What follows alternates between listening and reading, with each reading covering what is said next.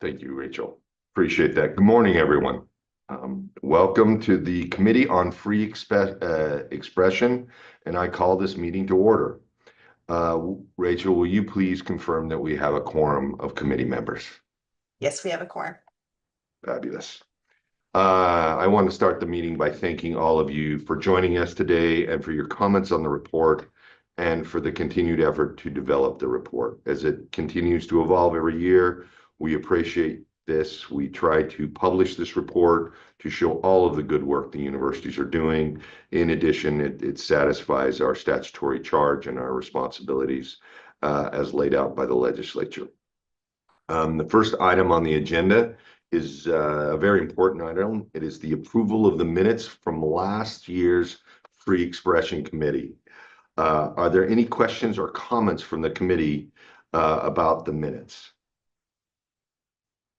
If not, I move that the Committee on Free Expression approve the minutes for the July 31, 2024 meeting. Is there a second? I'll second. Thank you. Moved and seconded. All those in favor say aye. Aye. Aye. Aye. And those opposed say nay. Motion carries. While we were doing the motion, my view changed, and so I just have a giant picture of myself, which is unsatisfying. So let me change that for 1 second. I think I've got it. Item number 2 is a review of the open meeting law. We are required by board policy and practice to review open meeting law with each of our committees. Sam actually does a great job making something good that normally most people don't want to be a part of. So now I will turn the time over to Sam to talk about the review as we're required by statute. Morning. The Free Expression Committee is a committee of the Arizona Board of Regents. As such, this committee is subject to Arizona's open meeting law. This means all meetings of the Free Expression Committee must be public meetings where the public can attend.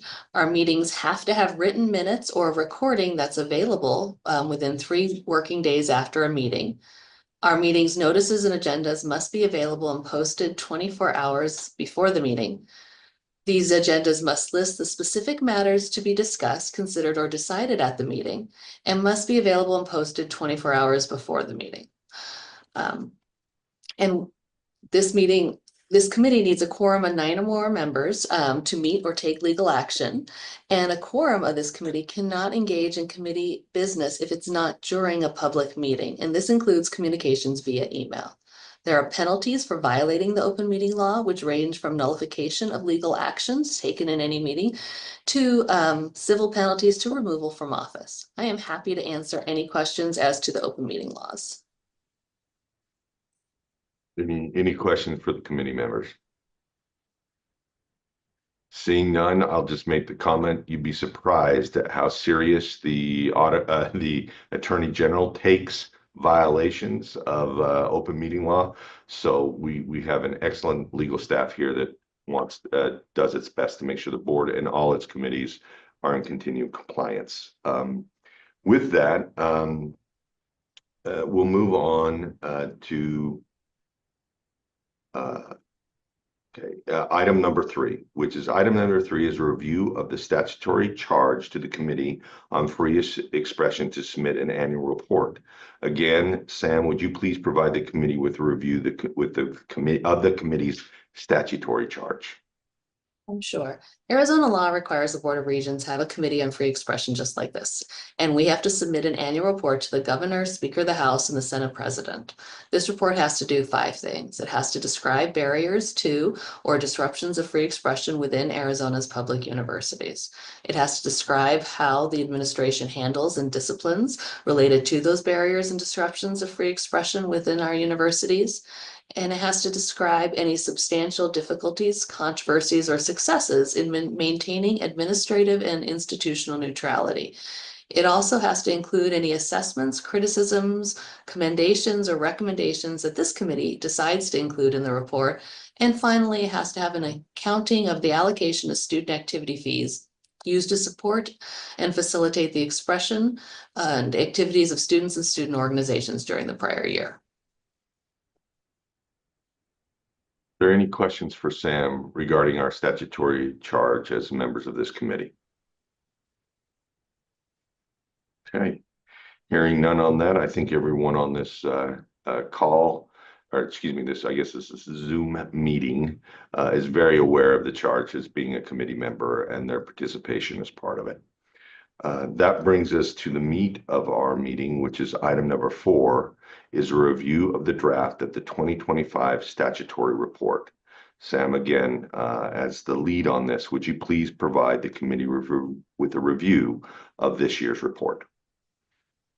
The 2025 draft report has been shared with committee members and is in the committee materials posted on the ABOR website. The report contains information in much greater details, but it first discusses how the board and the universities don't tolerate barriers to or disruptions of free speech.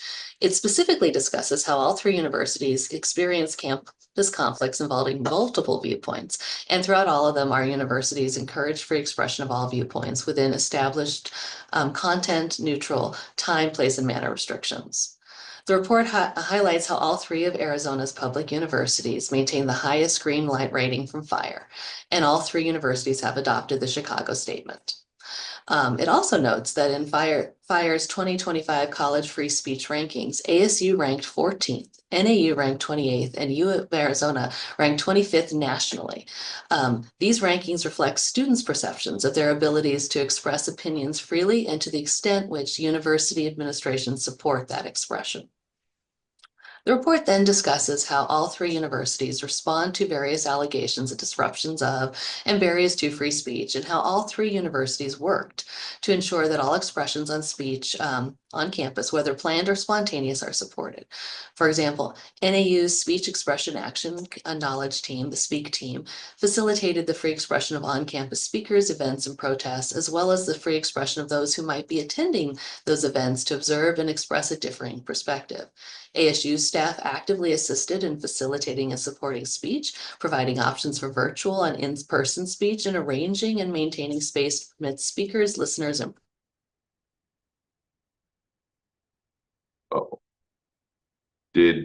just quickly, did Sam freeze for all of you? Okay, Sam? Can you hear me now? We can hear you now. Please continue. I am currently being told my internet is unstable, so I apologize for that. The University of Arizona trained over 700 campus community members on First Amendment rights and developed and published an easy-to-read guide summarizing its campus use policy, as well as frequently asked questions related to expressive activities and recording of First Amendment training that's on the Dean of Students website. The report then goes on to how the universities of the board maintain their commitment to administrative and institutional neutrality. All 3 universities have incorporated materials supporting free expression in student, staff, and community trainings. Also, the Board of Regents hosted its 6th Regents Cup, which is a tri-university speech and debate competition, which showcases our students articulating different viewpoints in an environment where competitors remain civil and respectful. This year, the University of Arizona took home the Regents Cup trophy. Finally, all 3 universities hosted numerous panels, debates, and discussions, and highlighted viewpoints of multiple perspectives. And then the end of the report provides the allocation of student activity fees that are supporting and facilitating expression of students or student organizations as required by Arizona law. I'd be happy to answer any questions regarding the report. Are there any questions or comments from committee members regarding the report?